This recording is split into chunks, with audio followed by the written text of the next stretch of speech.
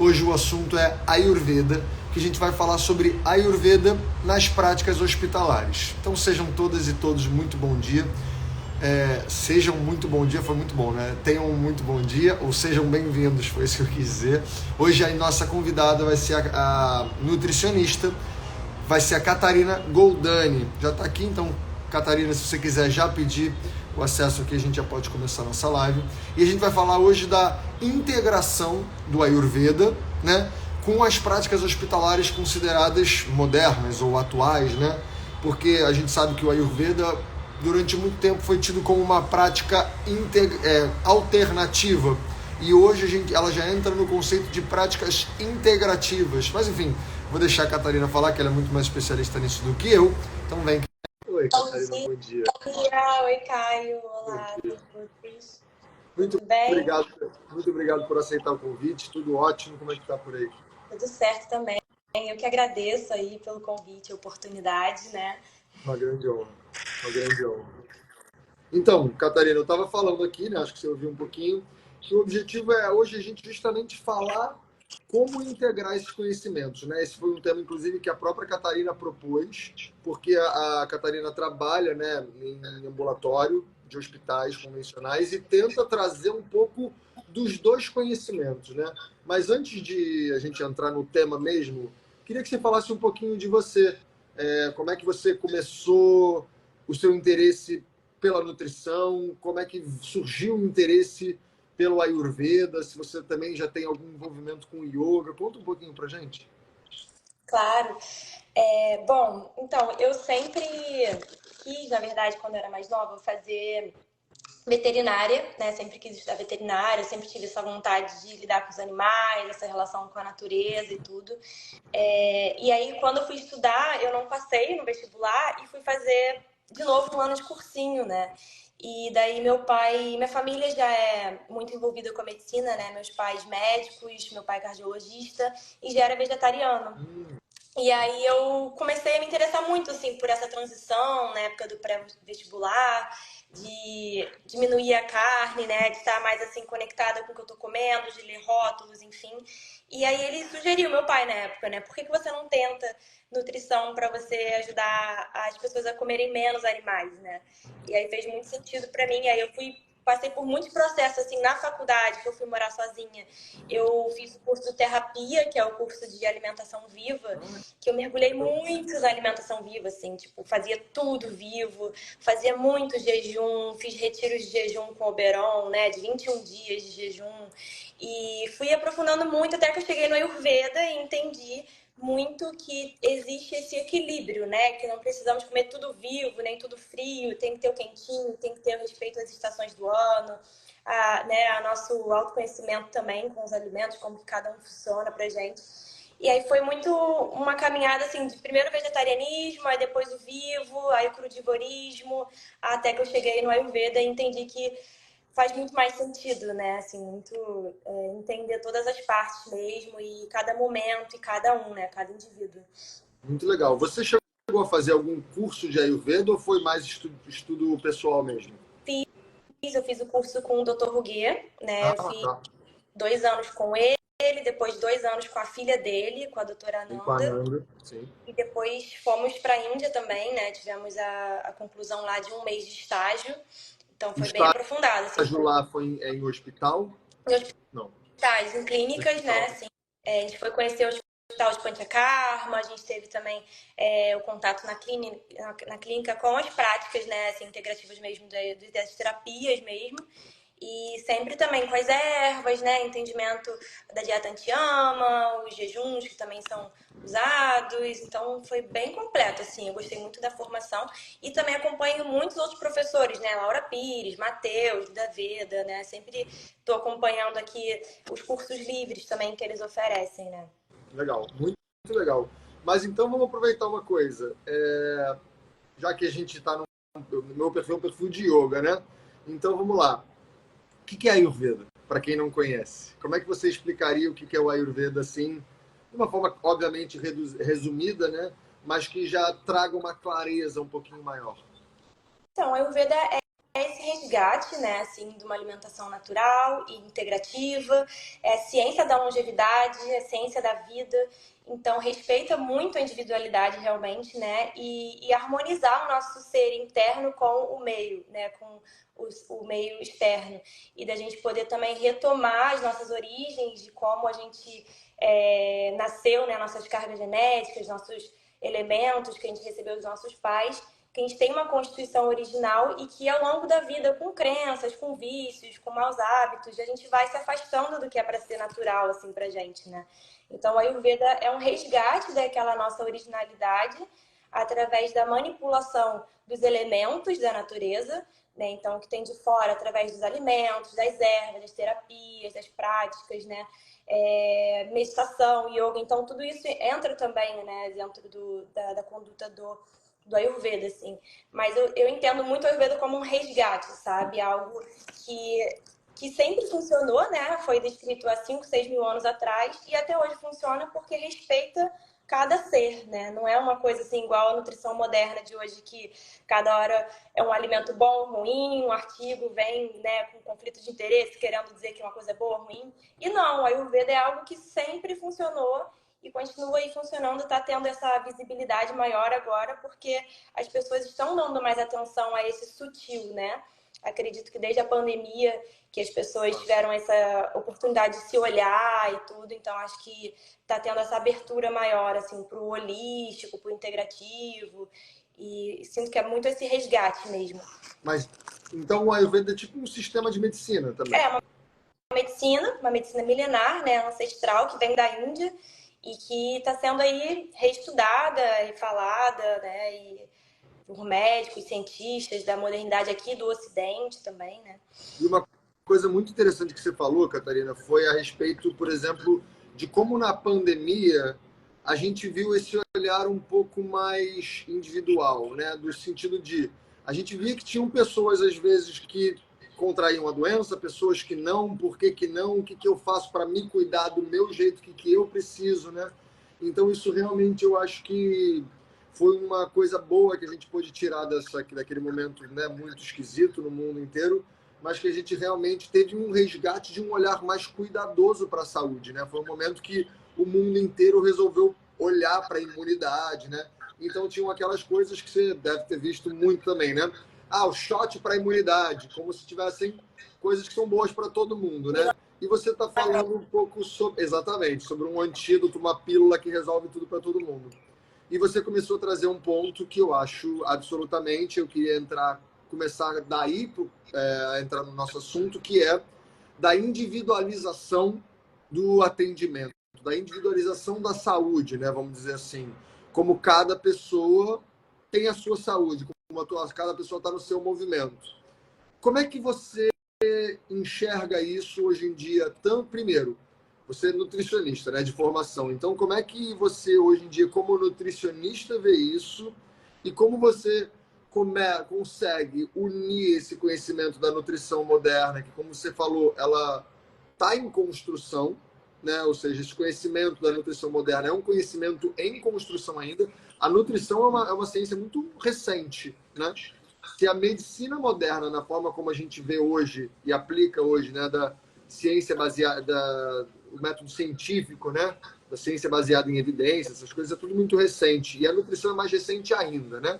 Então, como é que você aplica esse conhecimento que está em construção e soma ele com o conhecimento do Ayurveda de maneira prática, na sua prática clínica e principalmente nessa rotina hospitalar, né? Que a gente sabe que é diferente de quando você está no seu consultório e recebe pessoas e tem tempo, né? No hospital, como é que você consegue fazer isso? Bom, então, primeiro assim, nutrição com Ayurveda. Acho que foi muito por isso que eu busquei o Ayurveda, por ver algumas limitações que a nutrição tem, né? Porque a nutrição em si é um cálculo, um cardápio, um estudo ali de déficit calórico, de entendimento de micro, macronutrientes, é uma coisa mais ali matéria, assim, sabe? De, enfim, te dar um cardápio, você segue aquilo ali para atingir seu objetivo e a gente sabe que na prática não é assim. Né, que existem questões emocionais, psicológicas, crenças, né, a própria espiritualidade, tudo que a pessoa tem ali de bagagem com ela que vai interferir, né, as relações na casa dela, o ambiente, como que ela vai executar aquele cardápio, né? Então foi muito por isso que eu busquei o Ayurveda também, por já ter frequentado alguns retiros, né? Meu irmão organizava lá da Ananda Marga alguns retiros, enfim. E aí eu já tive o primeiro contato assim com o próprio yoga e sentia isso nos meus atendimentos, de que o meu cardápio em si não ia resolver, sabe? Que era uma questão mais profunda mesmo. E aí o Ayurveda me trouxe mais esse lado das anamneses um pouco mais detalhadas, de escuta do paciente. Então, é uma outra forma de diagnóstico, né? A gente pode olhar a língua, a gente pode olhar o pulso, que é bem mais delicado. Entender ali um histórico, né, de outra forma, tipo, perguntar questões mais familiares também. Então, entra muito esse viés como terapeuta Ayurveda mesmo, sabe? De escuta, de, olha, qualquer coisa me liga, qualquer coisa manda um áudio, qualquer coisa, sabe? Tamo aí. E tá mais junto mesmo do paciente. E ele sentir isso. Mas, realmente, no hospital, é um pouco mais corrido, né? Então, só para contextualizar, que no hospital tem vários setores de atendimento da nutrição, né? Tem enfermaria, que são os pacientes internados, tem a terapia intensiva, que são os pacientes mais críticos, tem o refeitório, né? A produção, tem o lactário, enfim. E aqui no ambulatório onde eu trabalho, é o consultório dentro do hospital, mas assim, o que eu mais gosto porque é olho no olho, eu recebo o paciente, pré e pós-cirurgia, né? A gente tem um contato assim, eu e o paciente, não tem ninguém intermediando isso. E é muito rápido porque aqui tem convênios, né? Eu não sou credenciada em nenhum plano de saúde, convênio. Mas aqui o hospital então, por ter esse fluxo de convênio, é muito rápido, sabe? Então, às vezes, numa manhã são 15, 20 pacientes para ajustar condutas, o que tem prós e contras disso, porque por ser uma consulta rápida e eles terem convênio, eles podem vir todo mês. Sim. Então, Manter o acompanhamento.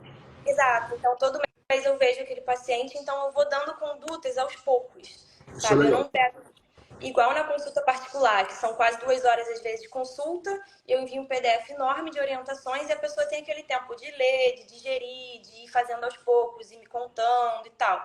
Aqui no hospital, eu vou dando aos pouquinhos, sabe? Eu escuto aos poucos, faço um ajuste de cada vez. Intestino, em primeiro lugar. Como é que tá o intestino? Vamos incluir um chazinho digestivo, sabe? Vamos ajustar o horário aqui da noite.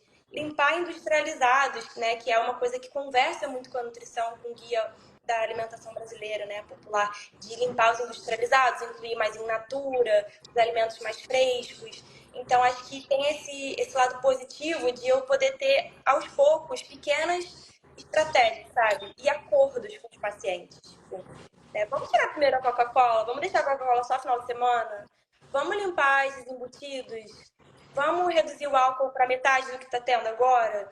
Sabe? Então, vão sendo acordos. E aí, todo mês eles vêm, a gente vai dando um passo a mais, vai incluindo uma erva a mais, né, fazendo uma receitinha nova, a panaceia, dependendo do caso, enfim, dependendo também dá para falar, por exemplo, fazer uma automassagem nos joelhos, sabe, com óleo de gergelim, raspar a língua de manhã, são coisas que a gente não precisa falar em sânscrito, não precisa falar que é do Ayurveda, mas que a gente já está aplicando, né? Isso é muito legal. Você falou algumas coisas aqui, Catarina, que eu acho muito interessantes e que eu acho que, inclusive, conversam muito com como eu entendo o yoga e como eu entendo realmente como a gente deve olhar para as pessoas no sentido individual, né? Hoje em dia, vou fazer um paralelo com a minha área, tá? Que é o yoga, e depois eu vou te passar. Hoje em dia, no yoga, a gente vê muito parecido com o que você falou hoje em dia da nutrição moderna, né? Muitas fórmulas, muitas questões macro, que como se servisse para todo mundo, né? Então, hoje em dia, no yoga tem essa ideia de que você vai chegar lá, você vai entrar numa sala com um monte de gente, você vai fazer as mesmas posturas que todo mundo está fazendo, no mesmo tempo e com a mesma respiração, e que vai servir igual para todo mundo, né? Isso, na minha visão, é muito equivocado, né? Não só na minha visão, na verdade. Se a gente for ver os textos clássicos de yoga, né? O próprio Yoga Sutra de Patanjali, que é o texto clássico de yoga, ele fala, no Sutra 6 do terceiro capítulo, que o yoga deveria ser individual, que cada um está num ponto, e que cada um está num ponto, isso deveria ser honrado, ou seja, eu deveria buscar a prática que é adequada para mim, né? Que é muito, muito diferente de uma prática em grupo. Não que as práticas em grupo não sejam válidas, né? E depois eu vou fazer um paralelo isso com o nosso assunto.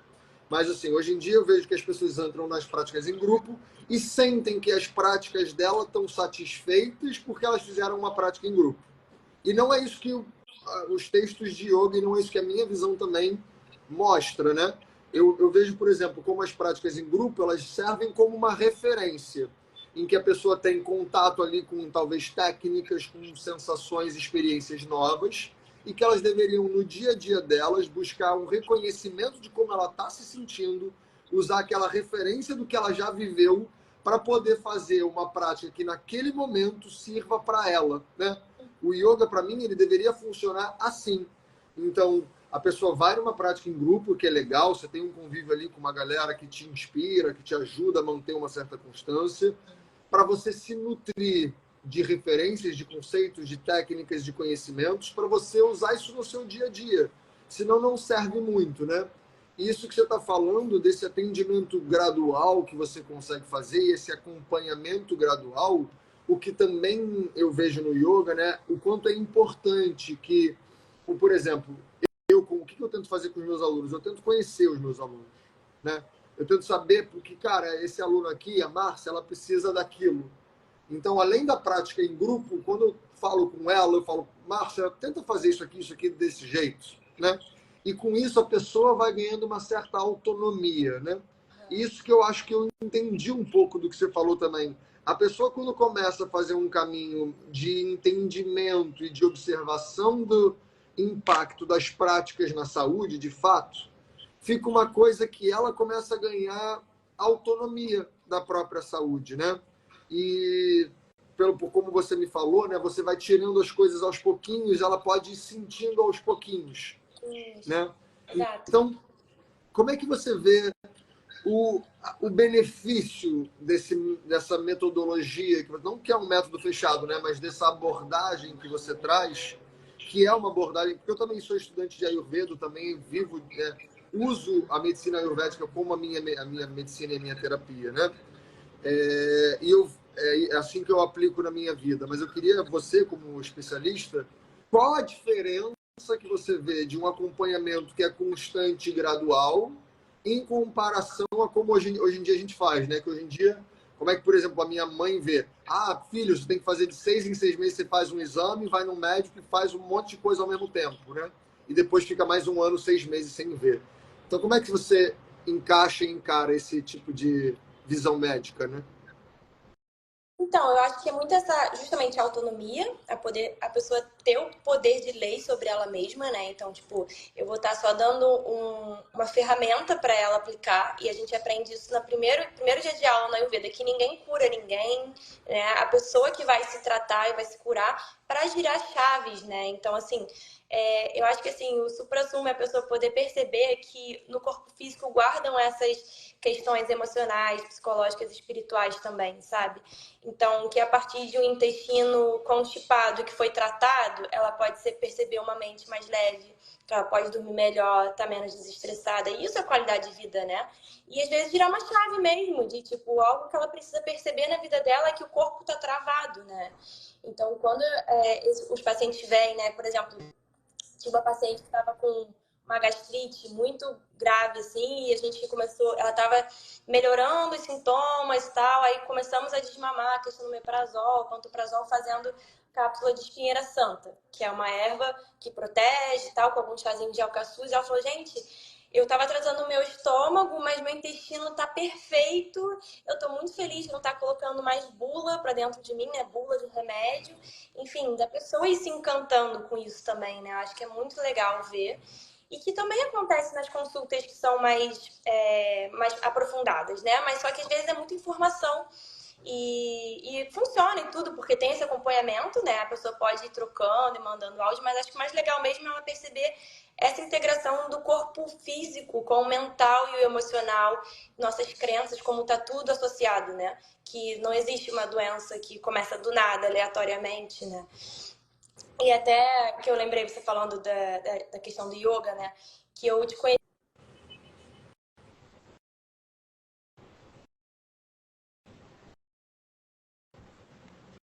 Ela travou?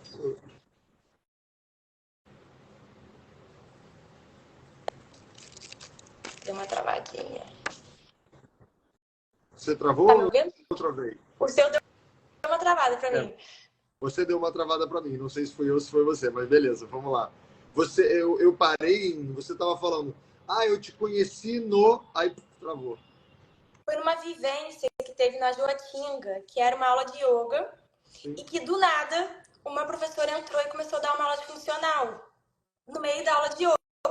E ficou todo mundo meio assim, tipo, não era uma aula de yoga. E começou a fazer vários polichinelo e agachamento e não sei o quê. E, tipo, saiu totalmente do ritmo do yoga e voltou depois. E ficou todo mundo meio sem entender. Aí eu lembro que você falou assim, não vou fazer isso, porque não vai me fazer bem, sabe? Tipo, e no resto ficou todo mundo, tipo, estranhando, mas fazendo, sabe? Sem Uhum, questionar uhum. e sem entender, assim, muito bem. Eu acho que é muito isso. Por que a gente vai num flow? Tipo, na nutrição é isso. Tá todo mundo tomando 1 milhão de cápsulas, 1 milhão de manipulados na veia e tudo mais, e achando que é legal, indo no flow e sem questionar muito, sabe? Sim. Eu acho que a gente tem que se questionar e buscar essa autonomia que você falou. Essa é a grande chave, sabe? Será que vai fazer bem pra mim isso que a minha amiga tá tomando aqui, magnésio? Sei lá, sabe? Ou fazendo no ferro na veia, será que não é indicado só naquele caso, sabe? Por isso que é muito importante a individualidade. Realmente não tem outro caminho, sabe? A gente precisa estar se conectando com a nossa necessidade, né? E você falou uma coisa muito importante, Catarina, que foi o processo que você falou que é um exemplo que eu acho que muitas pessoas aqui vão se identificar. Inclusive, eu queria provocar aqui todo mundo que está e tiver uma mensagem, uma dúvida para mandar para a Catarina aqui, né, como nutricionista ou como terapeuta ayurvédica, já pode mandar aqui no final da live, a gente pega um momentinho aqui para responder perguntas, tá? Mas eu queria aproveitar porque você falou da coisa do desmamar de um remédio e colocando algumas outras coisas para, de fato, cuidar da saúde, né? Porque isso é uma coisa que eu acho muito importante de ser colocada e reforçada, né? O quanto muitas vezes o remédio ele está curando o sintoma, né? Mas o quanto que aquilo realmente faz você ficar mais saudável, né? Porque uma coisa é você curar uma doença e outra coisa é você promover saúde.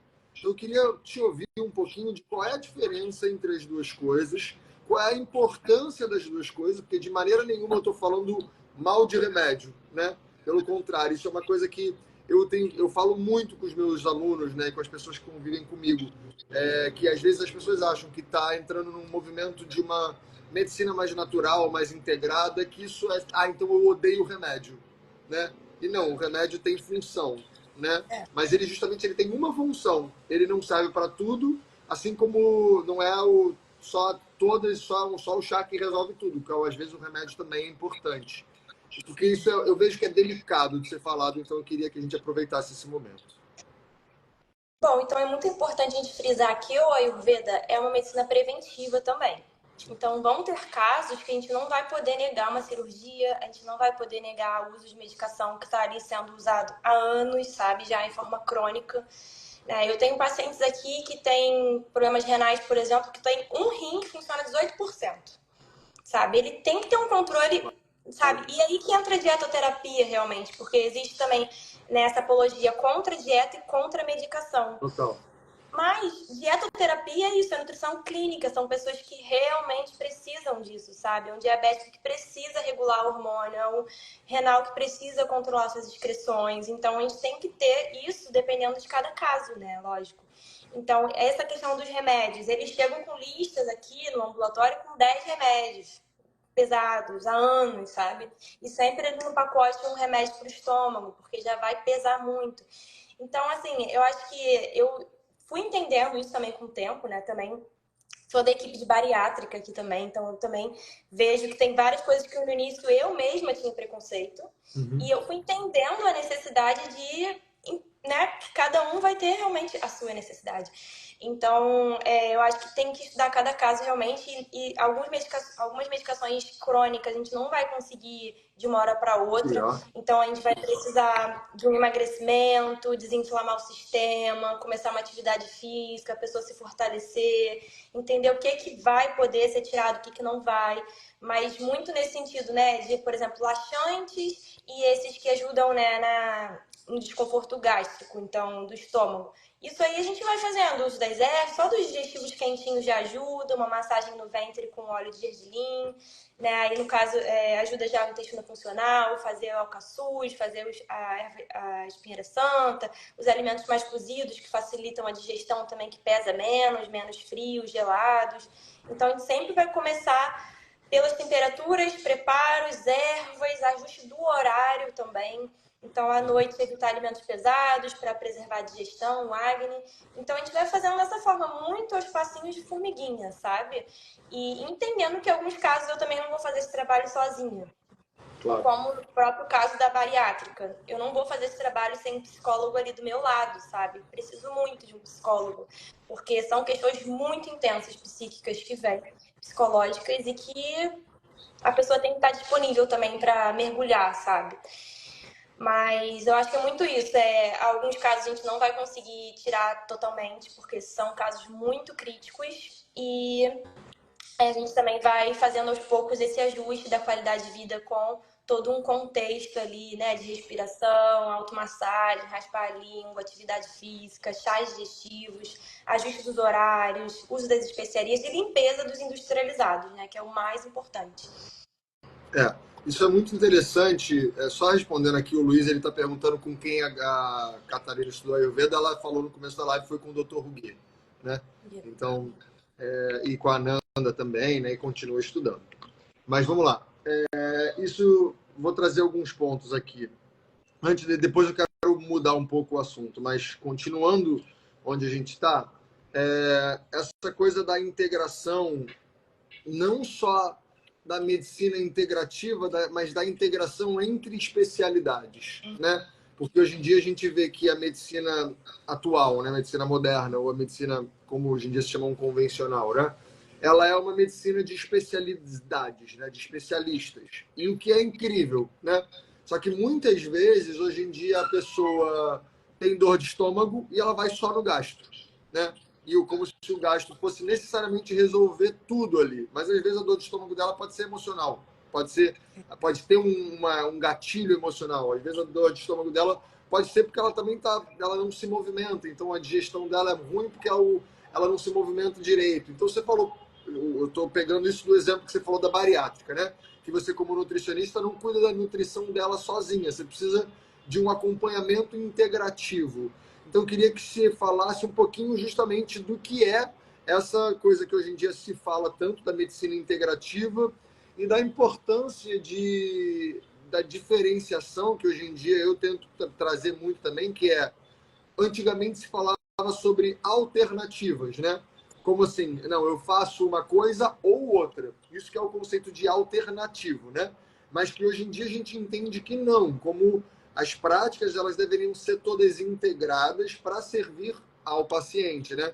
Então, como é que você realmente consegue trazer isso no dia a dia dentro de um hospital?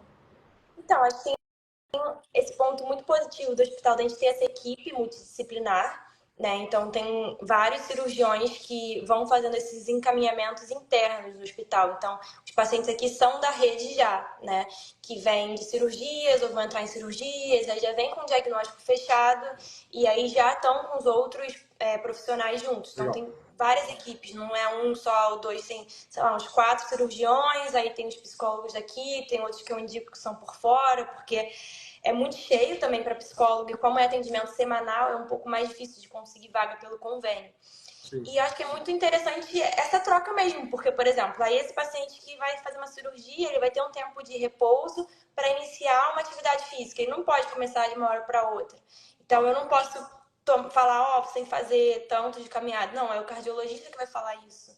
Né? Aí o psicólogo vai estar ali também me dizendo, já está um pouco mais fortalecido nesse âmbito, ou está mexendo com esse ponto aqui na imagem. A gente vai ver quando que a gente vai poder fazer uma cirurgia reparadora, que não é meramente estética, né? Quer dizer, tem um lado estético, mas também muito, né, da pessoa se ver de uma forma realmente mais que se satisfaça mesmo, né? Assim, então acho que é muita conversa. Se sentir bem, simplesmente se E sentir. bem, claro, né? Não é só perder peso, depois tem as reparadoras, tem todo acompanhamento. E isso vai evoluindo aos poucos, né? Então, acho que aqui no hospital, o integrativo que eu vejo, o mais integrativo possível, é poder olhar no olho e falar, assim, muito genuinamente, sabe? Para a pessoa se escutar, se trabalhar, tentar melhorar por ela mesma, entender a questão dela. Como tem um diagnóstico e um exame ali todo alterado, às vezes de sangue, é um ótimo argumento para a gente poder falar, olha, vamos se cuidar, porque assim, você está tendo essa oportunidade, você está aqui no hospital, você tem estrutura, tem pessoas que vão te ajudar, né? Esse é o integrativo que eu vejo, assim, de ter essa troca muito verdadeira e da equipe multidisciplinar se escutando também, né? Então, tá com um problema muito sério, a pessoa fez a cirurgia e não tá conseguindo lidar, então eu posso ter esse contato com a pessoa que tá acompanhando ela, entende? E conversar de uma outra forma, também integra, né? Por exemplo, teve um paciente que foi de uma outra unidade que ele abandonou todo o tratamento de psicólogo, nutrição, saiu, sumiu total. E depois, de um tempo, isso daí é responsabilidade do paciente, Ó, né? Tanto que quando a gente dá o laudo para ele falando que ele vai poder fazer uma cirurgia, é contando que ele vai ter esse acompanhamento nutricional psicológico por anos, enfim. E aí a pessoa abandona, ela tá colocando o dela em risco. E aí ele simplesmente tirou o que ele tinha de vício com alimentação, com cardápio, que ele tinha antes de escape, e começou a jogar vício em jogos. Se endividou a família e suicidou, entende? Então é muito profundo, o buraco é muito mais embaixo, porque assim, não é uma bariátrica, assim, uma pessoa de 80 quilos que quer emagrecer, não, é uma pessoa de 170 quilos, uma pessoa de 140, 150 quilos. Então, que tá num processo muito intenso, né? E é muita responsabilidade, realmente, sabe? Então, o acompanhamento tem que ser muito de perto, todo mês, minimamente, tem que estar vindo pra gente ir conversando, trocando com os outros que também estão vendo ele, né? E dando essa abertura para a pessoa também poder, né, se expressar, se colocar também no que ela está sentindo. muito legal. Muito, isso é realmente muito importante de ser reforçado, né? Porque é, a nossa saúde ela é uma evolução, né? Não é uma coisa que você faz, toma uma cápsula, faz uma cirurgia e fez o estalo e mudou agora. É sempre um processo, é sempre um caminho, né? E eu quero aproveitar aqui, a Rita Cássia Sen, ela fez uma pergunta que eu vou aproveitar a pergunta dela e somar uma pergunta minha. Né? Ela perguntou, não sinto nada no estômago, posso mesmo assim ter um problema digestivo? Tá? Foi o que ela falou. E eu queria aproveitar essa pergunta dela para fazer uma provocação que, muitas vezes, eu recebo isso, alunos e né, pessoas com essa cara, que é, eu não me sinto muito bem, mas o exame diz que está tudo certo. Sabe aquela coisa, a pessoa faz um exame de sangue, Claro. faz um exame de sei lá o quê, mas ela fala, cara, mas eu continuo não me sentindo bem. E tem o oposto da Rita, por exemplo, que fala assim, eu não sinto nada, mas eu posso mesmo assim ter um problema? Como é que é esse tipo de anamnese mais sutil, que não necessariamente o exame indica? Por exemplo, existe um problema que às vezes o exame não indica? Sim, com certeza. Né?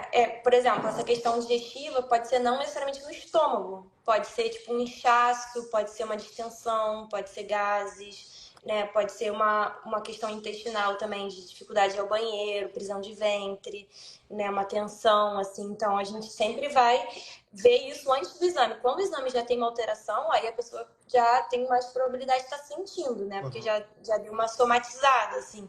Mas também é possível que não. Por exemplo, pessoas que têm problemas hepáticos é uma doença silenciosa no fígado, né? Então, esteatose hepática, questões assim de gordura no fígado, a gente não vai ter um sintoma, sabe? A pessoa vai simplesmente acumulando, acumulando, quando vai fazer um exame de rotina, ver que está com esteatose. E também tem a ver com a digestão, né? Também tem a ver com todo o metabolismo. Então, acho que assim, quando tem questões mesmo assim físicas, não necessariamente a gente vai ter no exame, e às vezes é uma questão do estresse da rotina também, que você pode estar se sentindo bem, mas poderia estar se sentindo melhor, né? Não está na melhor potência. É igual a gente falou hoje. Adorei, vai, não pode terminar, mas eu vou guardar mesmo. É porque, assim, hoje em dia tem muito essa questão e um cuidado com a fala e a ética também com pacientes que têm obesidade. Tá. Que tem muitas questões com preconceitos, enfim, da sociedade, que é real.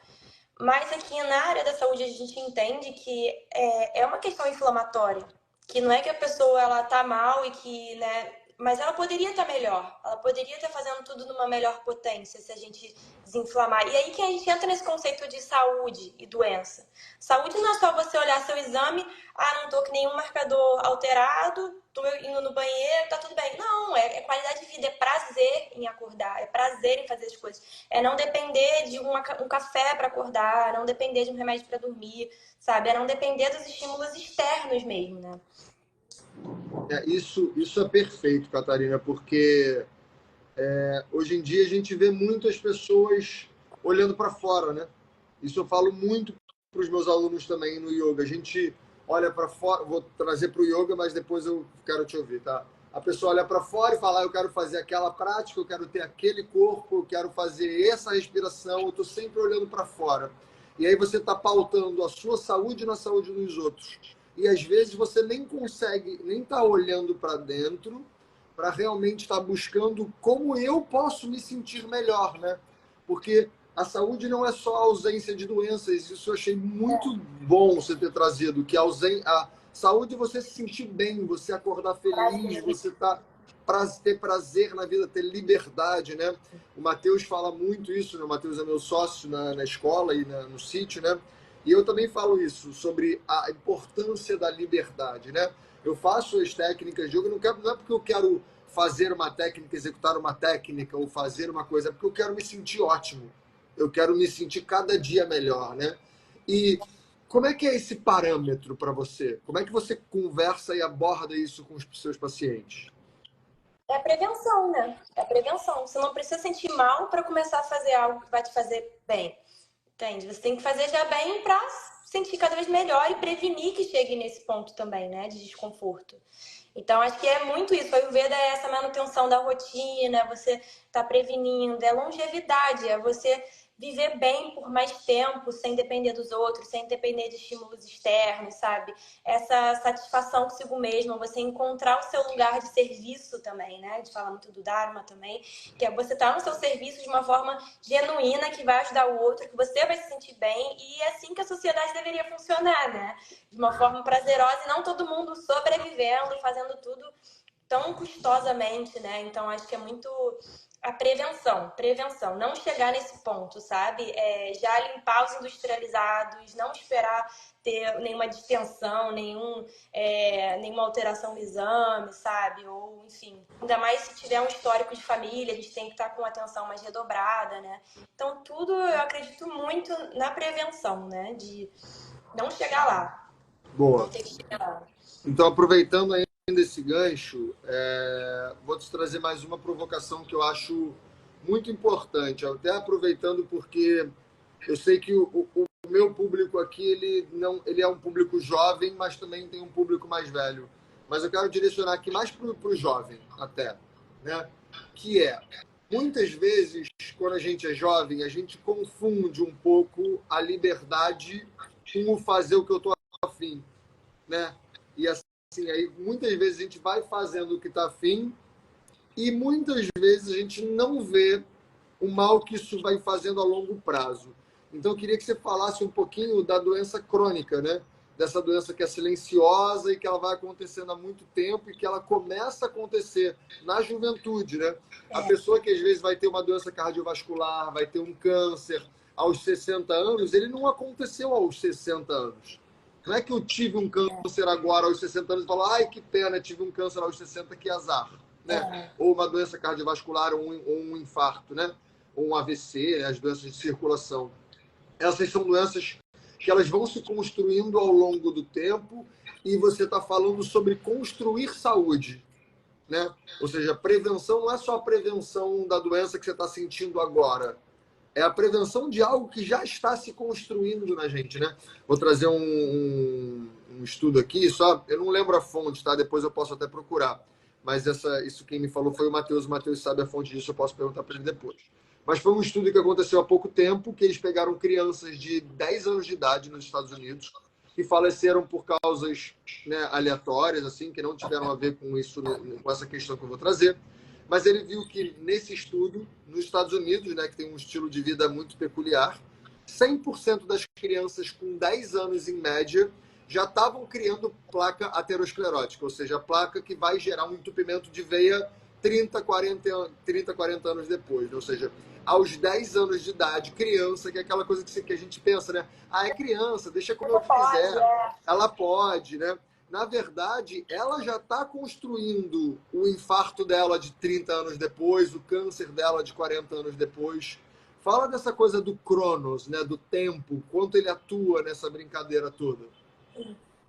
Então, são as DCNTs, né? Doenças crônicas não transmissíveis. São aquelas doenças que a gente não transmite um para o outro, que é da sua responsabilidade. Que você vai construir realmente através dos seus próprios atos, né? Então, lógico que isso é um pouco delicado falar, porque às vezes a pessoa está inserida num contexto ali de uma família que não tem esses bons hábitos, que tudo é mais difícil, né? E tudo. Mas esse iniciar o quanto antes, né? Da gente poder limpar nossas correntes, limpar nosso fluxo energético, limpar os industrializados, né? Atividade física, manter ali um peso mais próximo, né? De que não tem esse nível inflamatório muito grande, né? Procurar observar as emoções também, né? Porque assim, o câncer nem se enquadra tanto nisso, mas assim, eu acompanhei minha mãe numa doença de 6 anos de câncer, né? E ela faleceu ano passado. E foi uma doença intestinal, né? Um câncer intestinal no colo, assim, onde a pessoa elimina, né? Tudo que tem que eliminar do corpo. E quem é da família, ou sendo filha, percebia claramente que tinha uma questão associada à emoção, ao emocional e às questões psicológicas, que a gente sempre falava, faz uma terapia e tal, uma análise. É difícil para a pessoa olhar, mas eu acho que além de toda essa parte material, dos alimentos, de tudo fresco e tal, a gente tem que olhar muito pro nosso emocional, porque a gente acha que o emocional é sutil, mas ele tá muito aqui pertinho da gente, sabe? Ele é mais denso, na verdade, né? Que obstrui muito as nossas vias também. Então, o que eu posso sempre dizer, assim, sei lá, 99,9% dos meus pacientes precisam de acompanhamento psicológico. E eu sempre falo muito isso. Vamos olhar para as emoções também, porque tem a ver com as questões cardíacas, tem a ver com a própria obesidade, tem a ver com diabetes, tem a ver com tudo, né? O emocional. Então, comer bem, atividade física e se trabalhar emocionalmente, se permitir chorar, se permitir, às vezes, entrar ali num quartinho escuro para olhar o que tem que olhar, ficar consigo mesmo, sabe? E só a gente vai conseguir girar essas chaves. Então, todas essas doenças, a própria obesidade, uma vez eu vi uma interpretação sobre, que eu achei bem interessante, que é uma forma de a gente se proteger contra o mundo, que a gente vai criando essa barreira com o alimento, de se ancorar, de se aterrar o tempo todo e criar.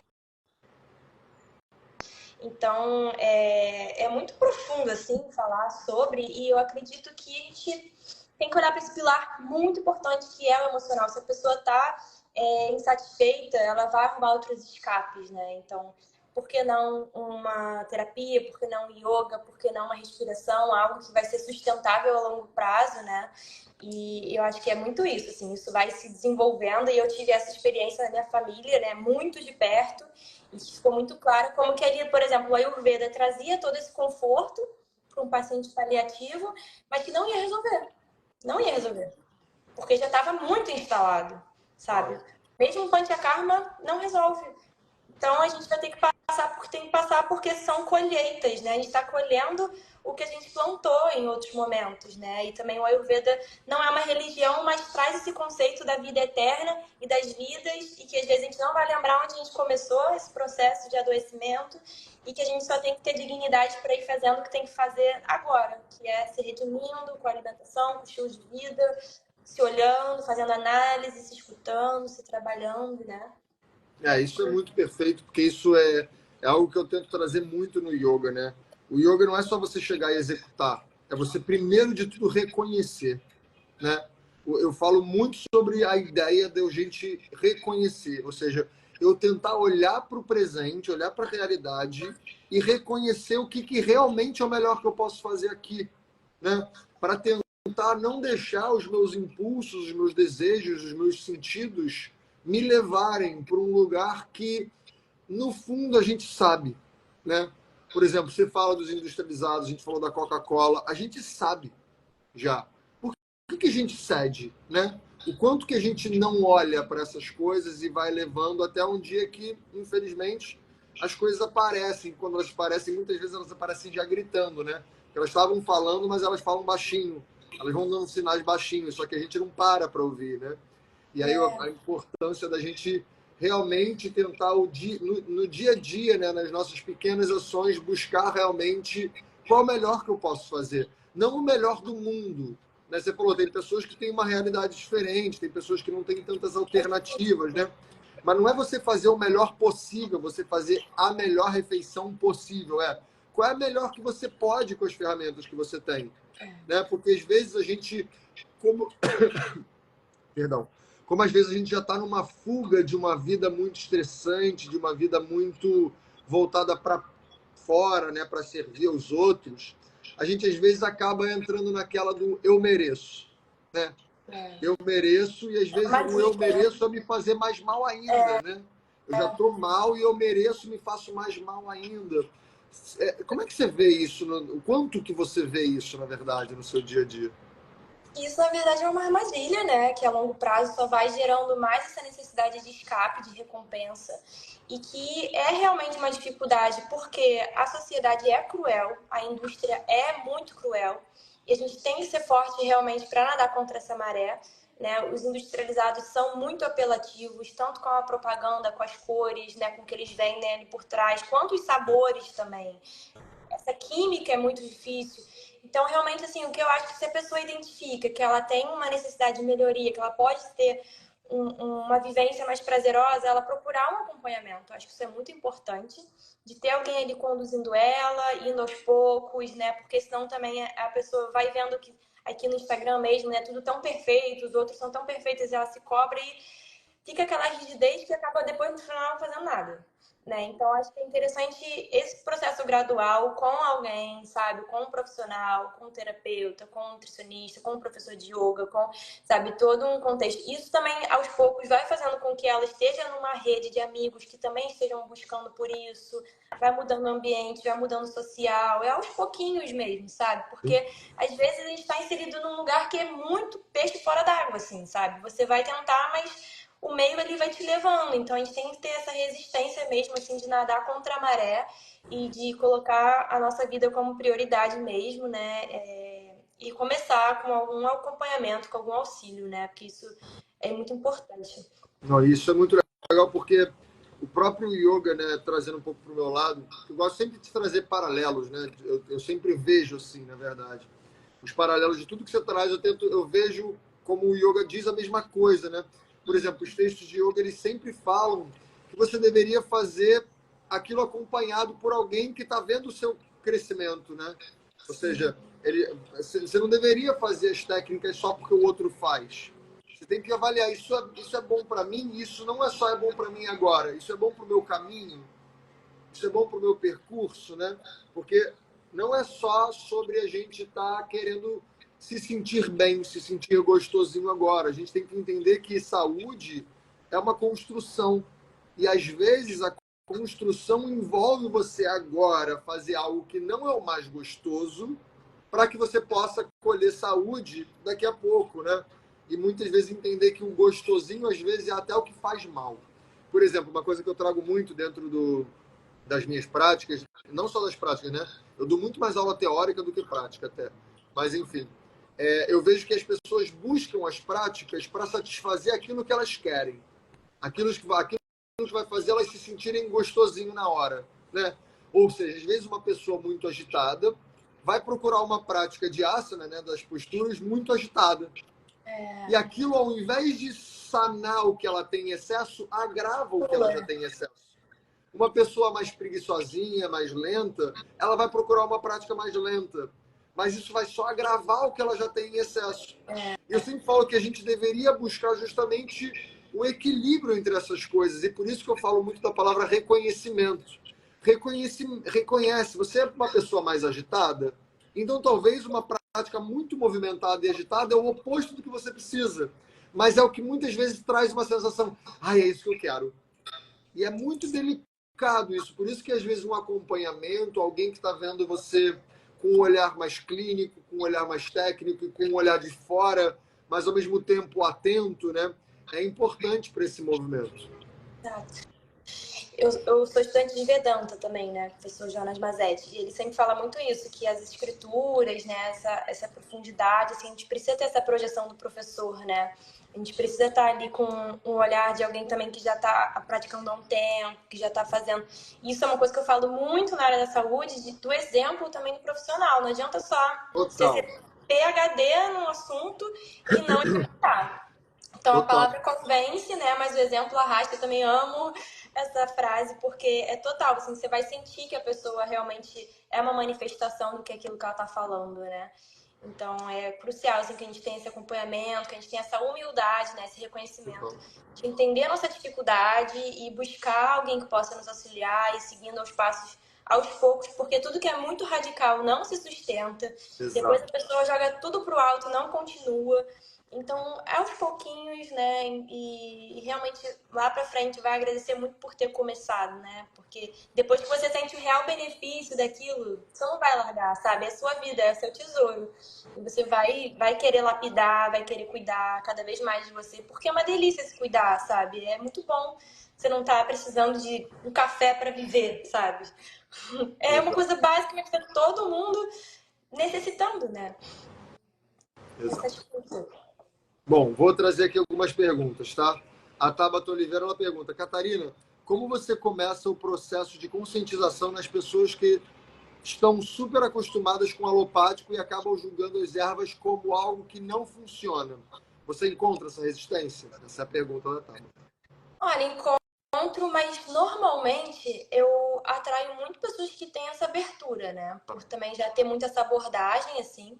Eu acho que a gente pode ir fazendo um tratamento em paralelo, uma coisinha simples ou outra, às vezes até mesmo, assim, um chazinho. Se a pessoa não gosta de chá de jeito nenhum, vamos fazer um banho de manjericão, sabe? Uma coisa assim de outra forma. Vamos ter um óleo essencial para colocar no vaporizador antes de dormir, pingar no travesseiro. Então, as ervas estão aí em diversas manifestações. E a gente pode aos pouquinhos ir incluindo, né? E acho que vai também trazer, vai depender do que a pessoa está trazendo, né? Assim, mas normalmente eu não tenho tanta essa resistência por atrair já pessoas que tenham essa busca também, né? Mas dá pra gente ir inserindo em paralelo com os alopáticos, não tem problema. Legal. E aí a Julieta Rui, ela só faz uma... Acho que ela está só te parabenizando e enaltecendo. Ela fala: mais do que resistência do paciente, é imperativo o acolhimento, a individualização, a delicadeza do profissional de abordar um corpo em disfunção. Parabéns pelo seu trabalho. Eu também parabenizo você, maravilhosamente. Gratidão. Deixa eu ver se tem mais alguma coisa aqui. Caio e Catarina. Intolerância à lactose pode afetar a ponto de criar gastrite? Catarina, né? Pode. Normalmente é mais intestinal essa manifestação, né? De dar mais uma diarreia.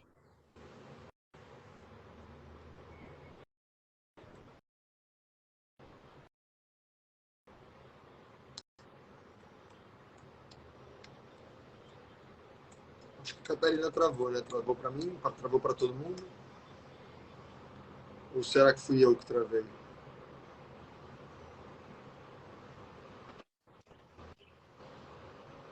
Um pouco travadinho, mas dá pra te ouvir. Alô, alô, Catarina, voltamos. Voltamos. Voltamos. Eu peguei, o que eu peguei?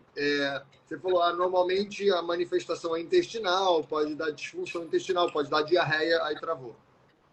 Normalmente questões com lactose são mais no intestino mesmo, diarreia, mas porque é muito ali a ver com as enzimas que vão fazer esse processo ali de digestão, enfim, da intolerância, né? A intolerância, no caso, a lactose, que é o carboidrato, né? Sim. Se for uma alergia à proteína, podem ser outras manifestações na pele também, né? Acne, foliculite. Normalmente, assim, o estômago ele pode dar uma reclamada, mas a manifestação mesmo é mais no intestino. Sim, sim, muito legal. Aí aqui está todo mundo falando que sobre autorregulação, enfim, estou comentando coisas, tá?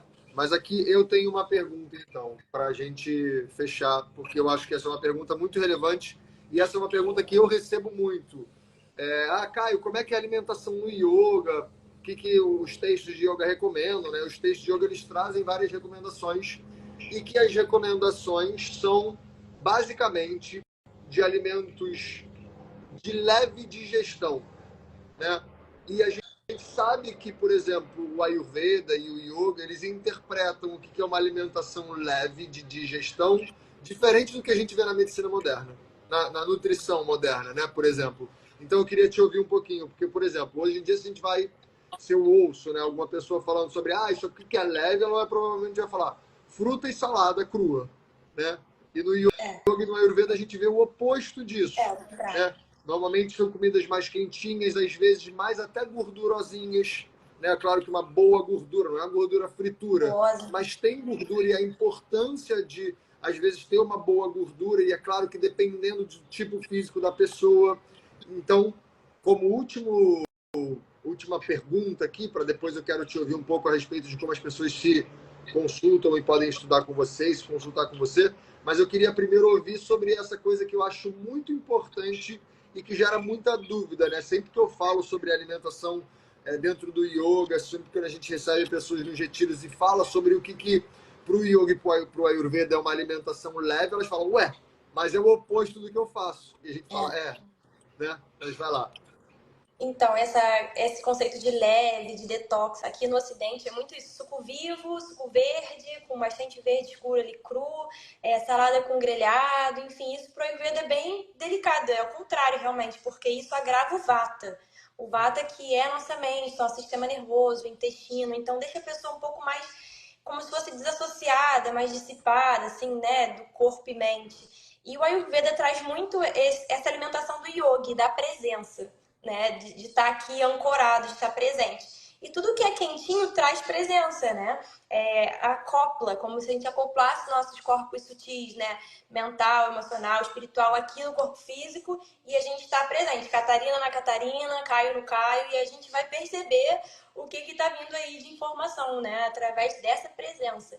Então, a Ayurveda tem essa dieta que a gente pode chamar até de dieta anti-ama, que ama é a toxina, a biotoxina daquilo que não é digerido no corpo, que vai fermentando e vai obstruindo todo o fluxo dos canais. E a gente, quando usa os quentinhos com especiarias, é mais fácil de digerir, porque eles foram pré-cozidos no fogo antes. Então, o fogo já fez um processo de digestão antes para o nosso corpo ter mais facilidade. Então, isso dá um descanso para o intestino também, né? O intestino não fica ali gastando tanta energia o tempo todo para digerir fibra inteira e que também tem maior risco de contaminação no meio, é frio, né? E agrava o vata, que é a mente, que são os elementos ar e éter. Então, eu sempre gosto muito, assim, no início na consulta, lógico que cada um vai trazer uma questão, mas eu gosto muito de começar olhando muito para o vata, porque a gente também tem muitos estímulos na sociedade, né? E a maioria das pessoas tem esse vata um pouco mais agravado, a mente mais expandida demais, ou com muitas boas ideias e dificuldade em executar. Então, a gente dá uma ancorada antes com os alimentos quentinhos, mingau, sopa, o kitchari, leites quentinhos com especiarias, noz moscada, gengibre, cúrcuma, enfim. E os óleos no corpo também. Óleo na alimentação, óleos de boa qualidade na alimentação, porque traz esse peso saudável, né? Lógico que dentro de uma porção. E na pele, passar o óleo quentinho, que também desinflama e traz essa presença, né? Então, é isso que a gente vai preservar, a nossa energia aqui, né? Estamos aqui habitando o nosso corpo, ocupando o nosso lugar, né? Muito bom. Catarina, dá vontade, tem assunto para 5 horas de live, se a gente Sim. quisesse, né? Mas eu sei que você tem que atender aí, também já estamos chegando em 1 hora. Só queria que você deixasse assim, um recadinho final, um minutinho, se as pessoas quiserem se atender com você, se consultar com você, o que você oferece em termos de serviço que está acessível para as pessoas. Um segundo, Rita perguntou qual óleo, né? Só para falar, o óleo de gergelim ele é o mais indicado aí nas escrituras, apesar de muita gente falar do óleo de coco, enfim, gergelim quentinho é o ideal. Mas, bom, falando sobre meus serviços, eu atendo aqui em ambulatórios, né? Que são os pacientes da rede mesmo, 2 hospitais que são encaminhamentos internos. E fora dos hospitais, eu atendo em consultório, no Rio de Janeiro, na Zona Oeste. Atendo online. Eu faço também grupos, né, coletivos, assim, com meus pacientes, que a gente faz, às vezes, um dia inteiro na cozinha, fazendo Legal. receita. entendendo os 6 sabores, aí às vezes faz uma prática de yoga antes, né? Eu faço retiros também, detox, com preparo, né?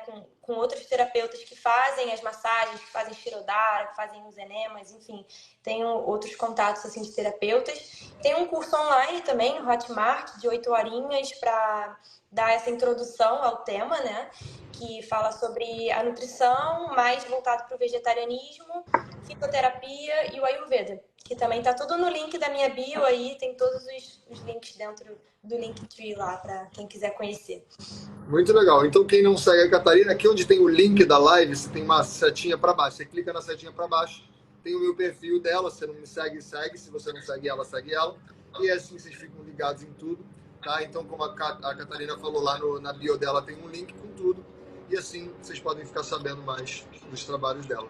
Catarina, obrigado pela presença. Agradeço, Uma grande cara. honra. Obrigada. Tamo junto. Vamos ver se a gente faz mais, porque tem muito assunto pelo visto. Vamos, conte comigo, porque precisar ir, até Beleza, encontrar com os pacientes, fazer coletivos, amo esse movimento. Maravilhoso, maravilhoso. Agradeço muito, um beijo grande. Beijo, gente.